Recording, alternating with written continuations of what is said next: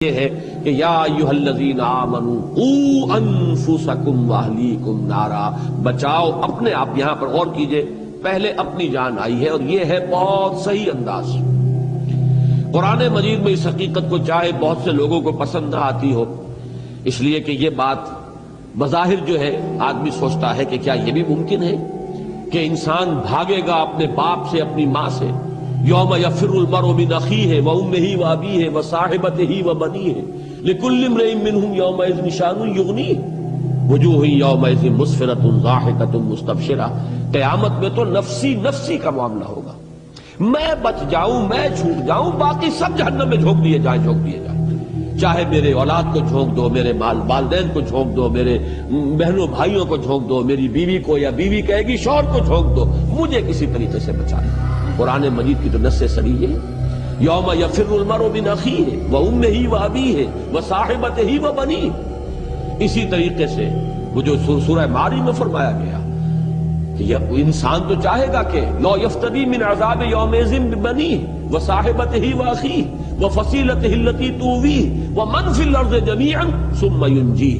کسی طریقے سے سب کو فدیے میں لے لے، بیٹے کو بھی، بیوی کو بھی، اور ماں باپ کو بھی، رشتہ داروں کو بھی، میرے پورے کنبے اور گھرانے کو بھی، یہاں تک کہ تمام انسانوں کو جھونک دے، اسی طرح مجھے بچا لے۔ یہ نفسی نفسی جو حشر میں ہونی ہے، یہاں بھی آپ کے سامنے رہنی چاہیے کہ آپ سب سے پہلے اللہ کے ہاں جواب دے اپنی ذات کے لیے۔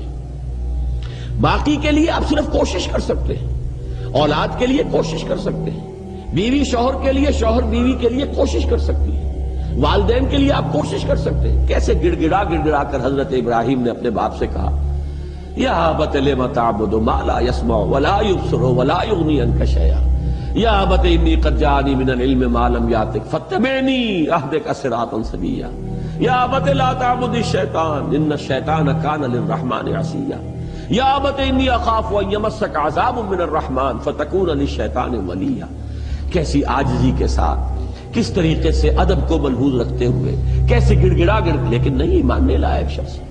تو آپ دوسرے کے لیے کوشش کر سکتے ہیں صرف، جیسے کہ حضور سے خطاب کر کے فرمایا گیا، انک لا تہدی من احببت ولکن اللہ یہدی من یشاء۔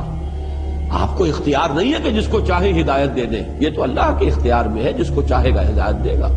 آپ کوشش کر سکتے ہیں، آپ کے ذمے تبلیغ ہے، آپ کے ذمے پہنچا دینا ہے، آپ کے ذمے تبیین ہے، وضاحت ہے، آپ کے ذمے یہ ہے کہ بار بار کہیں، لیکن یہ کہ اختیار آپ کے ہاتھ میں نہیں۔ تو یہ بات جان لیجئے، اصل اختیار ہے اپنا۔ علیکم انفسکم لا یضرکم من ضل اذا اہتدیتم۔ تمہارے اوپر ذمہ داری جو ہے وہ اپنی ہے، اور تمہیں ہرگز نقصان نہیں پہنچائے گی کسی کی گمراہی جبکہ تم ہدایت پر۔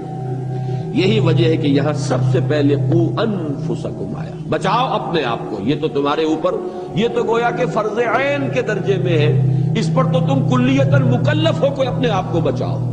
اپنا تو تمہیں اختیار حاصل ہے، البتہ اس کے بعد جو حیثیت اللہ نے تمہیں دی ہے، تمہیں کنبے کے سربراہ کی حیثیت سے ہو، تو اہلیکم، اب ان کو بچانے کی کوشش تمہارے ذمے سب سے پہلے۔ اسی کی ہمیں شرح ملتی ہے حدیث میں۔ حضور صلی اللہ علیہ وسلم خطبہ دیتے تھے، تقویٰ کی تلقین فرماتے تھے، تو پہلے اپنے آپ کو مخاطب کرتے تھے۔ اوصیکم ونفسی بتقوی اللہ، میں تمہیں بھی وصیت کر رہا ہوں اور اپنے نفس کو بھی کہ اللہ کا تقویٰ اختیار کریں۔ پھر جب آپ دعوت اور تبلیغ کے اندر بھی ترتیب بھی آپ کو معلوم ہے، پہلے اپنے گھر والوں سے بات شروع کی ہے، پھر اپنے رشتہ داروں کو انذر عشیرتک الاقربین، پھر اپنی قوم، اور اس میں خاص طور پر وہ خطبہ ذہن میں رکھیے کہ اپنے گھرانے کی، اپنے قریب کی، اپنی جو عزیز خواتین تھی انہیں جمع کر کے، اور آپ فرما رہے ہیں کہ یا فاطمہ بنت محمد انقذی نفسک من النار فانی لا املک لک من اللہ شیئا یا صفیۃ عمۃ رسول اللہ انقذی نفسک من النار فانی لا املک لک من اللہ شیئا۔ اے فاطمہ، محمد کی لخت جگر، بچاؤ اپنے آپ کو، نکالو اپنے آپ کو جہنم سے، آگ سے، اس لیے کہ قیامت کے دن مجھے تمہارے بارے میں کوئی اختیار حاصل نہیں ہوگا۔ اے صفیہ، محمد کی، اللہ کے رسول کی پھپھی صلی اللہ علیہ وسلم ورضی اللہ تعالی عنہ، انقذی نفسک من النار فانی لا املک من اللہ شیئا، میں تمہیں اللہ کے ہاں میں کام نہیں آ سکوں گا، مجھے کوئی اختیار حاصل نہیں ہوگا، اپنے آپ کو بچانے کی کوشش کروں۔ یہ ترغیب، یہ تلقین، تو سربراہ خاندان کے اعتبار سے یہ ہر مسلمان مرد کی ذمہ داری ہے کہ اپنے اہل و عیال کو جہنم سے بچانے کی فکر کرے۔